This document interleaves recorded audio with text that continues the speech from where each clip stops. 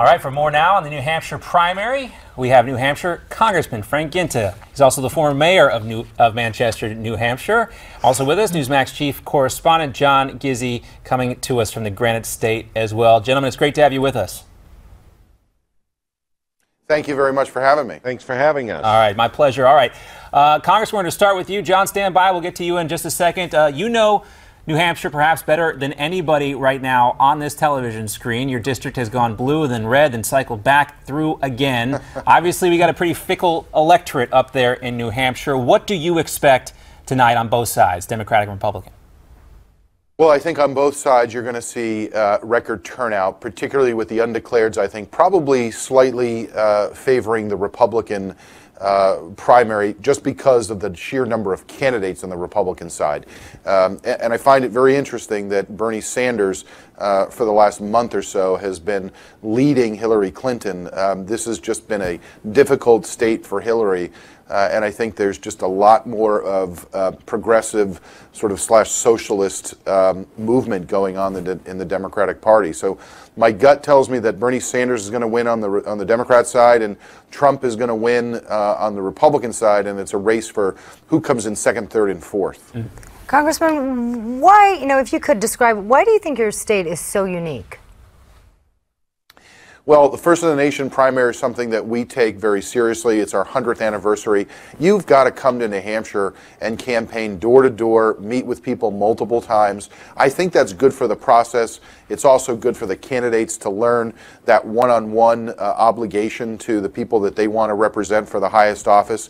And we expect and require on both sides of the aisle for candidates to return multiple times, convince us, look us in the eye, and tell us exactly what you're going to do as president. So I think it's a unique situation, one that doesn't happen in any other part of the country. It's in part because I think we're knowledgeable, we have high voter turnout, and we're geographically fairly small, so candidates can get around regardless of whether you have a lot of money or if you have no money. It's one of the great stories about the way the American electoral system works. Now, John, if we look back at the past three presidential elections, the past three presidents, really, starting in 1992, Massachusetts Senator Paul Tsongas beat Bill Clinton. Then in 2000, John McCain beat George W. Bush. And in 2008, Hillary Clinton actually beat out Barack Obama. So our past three presidents have all lost the New Hampshire primary. Is it still as important as it once was, or is the role that New Hampshire plays in the election process changing, John?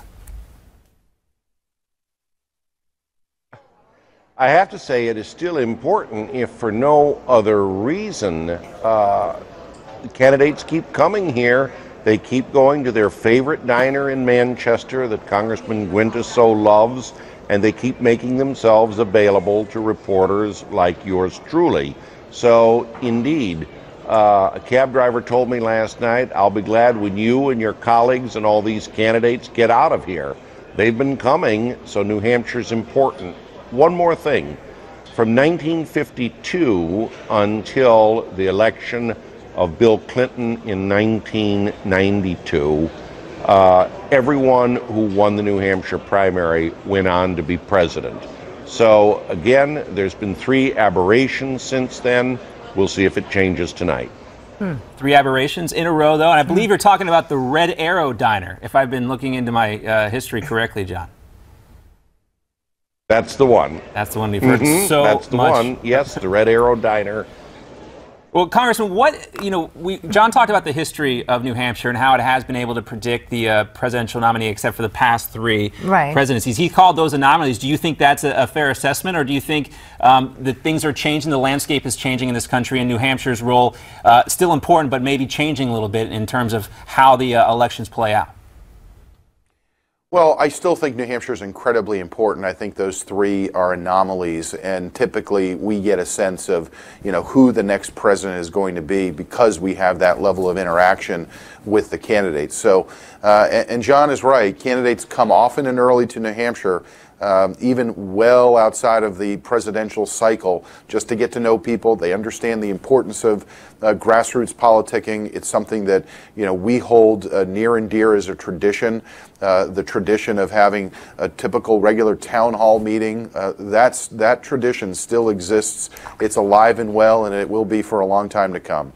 Congressman, we keep hearing that the race is really about who's going to take it for second place. Any predictions there? You know, it's very difficult to tell. I'm in Washington. I've talked to people throughout the day, and the turnout is heavy, which I think is favorable for Donald Trump. It does appear that he's going to come in first. It's just a question of whether he gets over or under 30%. Second place is very difficult to tell. You've got, I think, 4 people who are vying.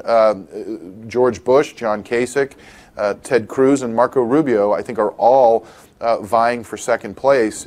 And so it's very, very difficult. I think it's a jump ball, and it could be any one of those 4. Really? You don't want to narrow it down just a little bit? What about you, John? I'll tell you, it's very difficult. I mean, we had the debate on Saturday. You saw what happened in the debate. I think it changed things up a little bit for some of the candidates.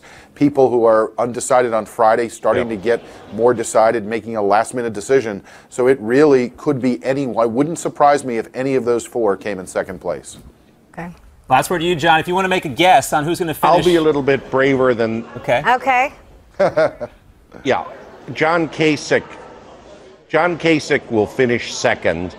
One sees a trend that's headed toward him. And I talked to Dick Bennett of the American Research Poll, which has been polling in New Hampshire since 1976. He sees a trend toward Kasich, if for no other reason. He has gotten a lot of the establishment voters. Former Attorney General Tom Rath, a mainstay of primaries, has run his campaign, and he hasn't attacked anyone. Jeb Bush attacked Donald Trump. Donald Trump fired back. So my bet is on the man from Ohio. Well, we appreciate your bravery. John Gizzi, Congressman Guinta, thank you so much for joining us. My pleasure. Thank you. Thanks, Congressman. And just a reminder, we're bringing you live coverage of the Granite State primary. We'll have the very latest numbers as people wrap up their voting. That all starts at 8 o'clock Eastern Time. And there is still much more to come right here on Newsmax Now. Coming up in your Newsmax Now headlines, find out why a pro-choice group is slamming